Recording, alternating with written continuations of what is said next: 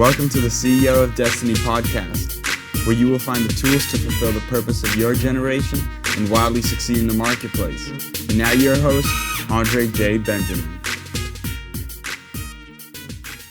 And that power of teamwork, of working with your spouse as a team, it's huge. So many people long for that, and they don't get to that point of, like you said, life wasn't a crystal stair. You both had your challenges, and even 40 years of marriage, and since she passed, it's just powerful to hear that foundational. It sounds like you were friends, and we were everything together, and a lot of people said we were hard to break into, but I used to try and explain to them, well, it's because my best mate is here. I don't need to go to the pub to talk to my best mate. My best mate is here. And so we had so much fun and so much adventure, and we still do. So I talk to her every day. So obviously, and it'll keep me on the straight and narrow, because she didn't hold back if I was not doing the things she thought was appropriate. She was first to tell me, and she's also first to approve everything. My books. She read the drafts of my books and the courses, and if she kind of gave it a thumbs up, which in her life would just be, yeah, that's okay, then. I love it, because they'll give you the honesty. You said companies 5, 6, and 7. Can you talk a little bit about those? You had the 3 that you sold. What were the names of the 3 companies that you sold? And then talk about 4, 5, 6, and 7. Kind of, you don't have to, whatever you're willing to disclose. Oh no, it's fine. It's fine. So company 1 was Qual Medical, Quality of Life Medical. It still exists. I sold it to one of our investors for the 105.5 million, and I think he's still the owner of it, Derek Cooper. So it's on. You can check it out online. Second one was Calvi Medical, which I combined with our new pharmaceutical company, and we sold radiation sensitizers to a company in Taiwan called Taipei Liposome Company, and that's very successful. They're in stage 3 trials with it right now. And then Neovia, it's company number 4 that I'm negotiating right now. And then there's... What does that one focus on? So a non-toxic treatment for cancer. So basically, that's one of the things that affected me the most with my mum's cancer. She handled it with such grace, but the side effects from the chemo was terrible. So I've always been interested in finding a way to have effective cancer treatments that don't make the patient feel even worse than they do with the cancer. And it seems impossible, but we figured it out, and we're in clinical trials right now, doing really well. But it's got too big. Everything's a double-edged sword. So doing well is good, but that means that it's too big for us. We don't have the resources to exploit the opportunity now. So it's time to sell. My baby has to graduate, kind of thing. And then company number 5 is completely different, and it's a non-profit animal rescue. And I have ambitions of doing this a different way than it's been done before, whereby what I do is I link together. So a lot of seniors have to give up their animals because they can't afford the vet bills, or they can't walk the animals anymore, and they can't afford the dog walker. So what we do is we rejoin them, and my nonprofit provides the dog walker and pays all vet bills and food. And so the animals have the love that they deserve, but the seniors also have the joy of having an animal without the worry and the stress. So it's that sort of program. And it's so popular that I think it will become, I think I can franchise it, is how I'm thinking about it. Absolutely. Is service, because I'm sure you're aware of the shortage of pets right now, because of people going through this modification and dealing with it through getting a pet. The lines are around. There's a puppy place that launched not that far from where we live, and the lines were around the building. Just people like, finally a puppy, grown people. It wasn't just little kids, it was people in there. Yeah. And with that will come issues too, because people don't realize what they're getting into oftentimes, and they get out of depth a little bit. And it's just that I've found that every now and again cruelty is involved with animals, and that really bothers me. And so I'm delighted to be able to sort that situation out. But mostly it's just people getting out of their depth, and we all make mistakes. And so there's no judgment in this company. It's kind of, okay, so you've given up your animals because we have some horses and goats and stuff like that. And so you give up these animals, because you got out of your depth. Learn the lesson. Don't do it again. We'll take care of it from here. And we try to rehouse or rehome every animal that we find, or come across or finds us. So those that's 5. That's company 5. Company 6 is called AD1, and it's also a cancer drug.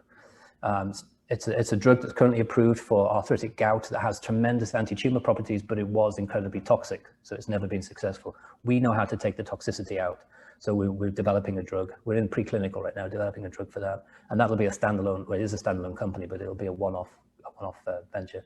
And then number 7 is this. It's trevorblake.com, which is the courses and the which I've been talked into doing. I'm a very private guy, so I never intended to do this. And then a wonderful person called Mathis Jones, who's a great editor and a literary agent, she enjoyed 3 Simple Steps, and she called me up and tracked me down, actually emailed me, and then we spoke on the phone. And she said, what else have you got? And so I gave her the script to Secrets to a Successful Startup, and she got that published for me. And she said, but nobody knows who you are. Because you're so private. I don't have any social media. So she's convinced me very gently over time that this is much bigger than I think it is. And so I need to get these messages and tools and techniques, out into the world, particularly now where so many people are moving from traditional corporate employment into a position where they can, if they so choose, become their own boss. And there's nothing better than that. And you know that. There's nothing better than being your own boss.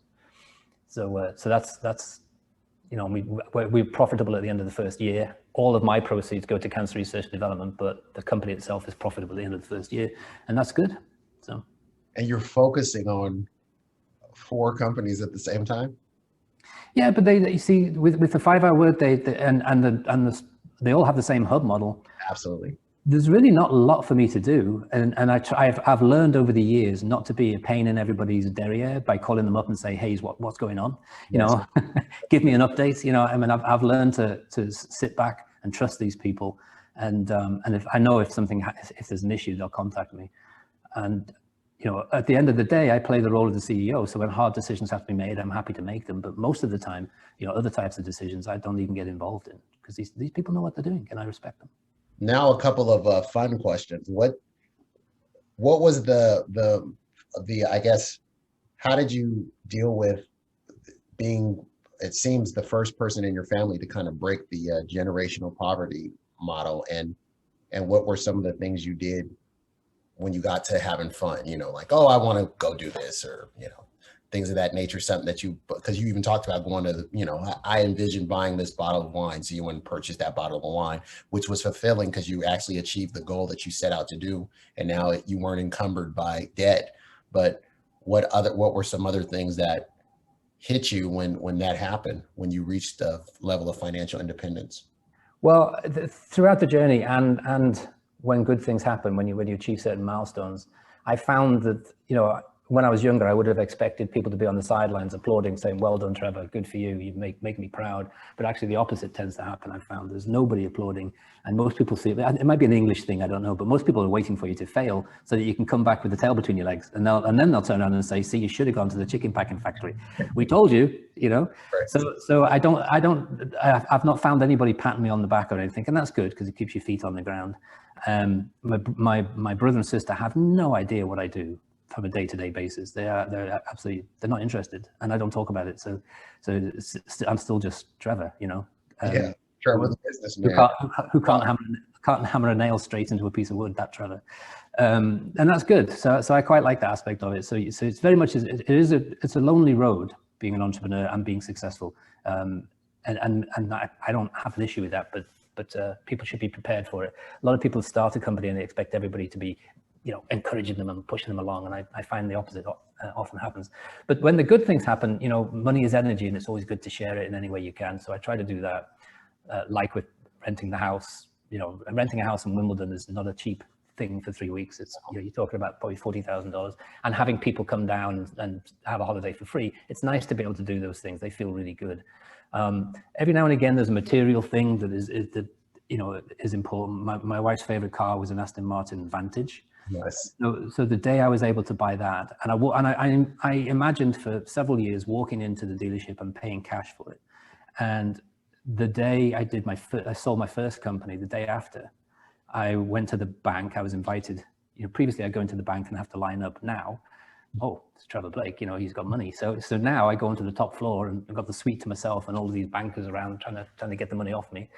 And I told them that I was going to do this. I'm going to buy an Aston Martin for my wife. And they said, when? And I said, well, I'm going to go and look today. And they said, well, if there's one there you want, we'll wire the money immediately from here, and you can get it, you can make it happen. And my wife had particular desire. She wanted a tungsten silver with red calipers, the classic Aston Martin look. And when I say she wanted it, I didn't. She never asked for it. She just she had a model on it. She had a model on the mantle on the hearth. Absolutely. So you followed the hints and the clues. Yeah. And so I went to the dealership, and it arrived an hour before I went into the dealership. The exact model that she wanted arrived in the dealership. And I said to the guy, I'll pay cash for it. And he didn't believe me. So he rang the bank and they said, we'll wire it. And so we had to hang around for an hour while the wire went through. And then I drove it off the lot. That was wonderful. I felt like a king, presenting that to my wife. Without having to haggle and any of the foolishness. No, but it was just a smile on her face, the excitement. She was like a 3-year-old at Christmas. I loved that. That was always one of my biggest motivations was, how can I make my wife smile like that? So you get to do things like that, and that makes everything worth. The companies themselves. My mantra is always make a positive difference in people's lives, have fun doing it, and share in all the rewards, material and spiritual, that come as a result of setting that energy and flow. That's my mantra for all the companies, and anyone who works within and around the companies, they can all quote that. And so the sharing the material reward part is something like that, where you can do something that feels like absolute magic and makes you feel great as a result. One of the last things as we round to the close of this is that when I have worked in coaching with some teachers in education, I talk to them about the importance of having a zone of honor, because I know that and when you're in a part of a bureaucratic system, it's easy to get into all the gossip. And you at one point talked about how you had a lot of female colleagues at one job you had, and there was just a lot of, backbiting and talking back. And you said how you had to be like tunnel vision. Can you talk about the toxicity of kind of gossip? And I call it a culture of honor and a zone of honor. And once they started to do that, they went from having these adversarial relationships with principals and administrators to all of a sudden being that top person that administrator looks to, the top performing teacher that's training the other teachers. It's, so what?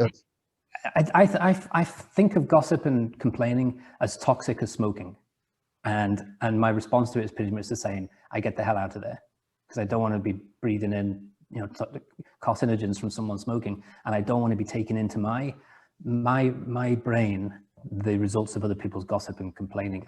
And it's not as easy to do, because we have at the front lobe here, we have these things called mirror neurons, and so you can see a group huddled across the room, and you get automatically drawn in like a tractor beam. You can't really help it. You have to be aware of the process. Before you know it, if you do nothing, before you know it, you'll be on the periphery and then in it, and you'll be doing the same thing with them, and it's incredibly toxic.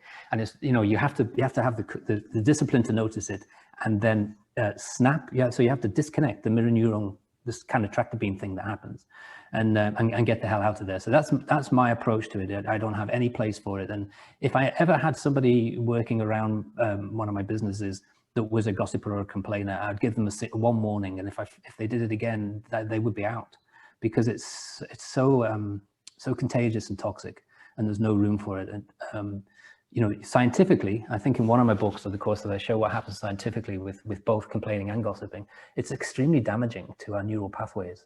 And for that reason, you have to be extremely careful what you allow in. So I cut all that out, but that doesn't just extend to human beings. That also extends to the media. Okay, so I don't listen to talking heads. I don't watch the news, yes. Headline news or anything like that, because it's just another version of the same thing. Absolutely. So what I recommend to people that they do when they sort of come into the trevorgblake.com world is go on a 2-week diet, anti-media diet.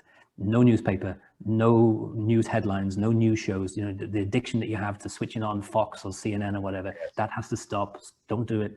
And they all come back with the same story at the end of it. They say, I feel like 20, 30, 40 pounds lighter.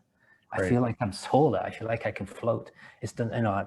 I haven't got this burden in my head all day long from what I've just been watching. No shoot 'em up movies, all that stuff. Just take it out for 2 weeks and see the difference between you after 2 weeks and before, and you'll learn the lesson of don't let any of that into your head, because none of it's good for you. And it's designed to paralyze you with fear. So is gossip and complaining. It's designed to hold you in place long enough, and in the media situation, long enough to watch a commercial. And the only way you can hold people is paralyze them with fear. show them a car chase or show them someone being shot or something like that, and they're paralyzed, right? Or show the latest presidential tweet or something. You know, it paralyzes everybody in one place. And so it's... Thank you for listening to today's episode. Do us a favor. If this was useful in any way for you, please go to iTunes and leave us a review. Reviews will allow others to easily discover the podcast. If you'd like more information and to receive a free download, Rediscover Your Destiny, go to ceoofdestiny.com. Thanks again, and tune in next time.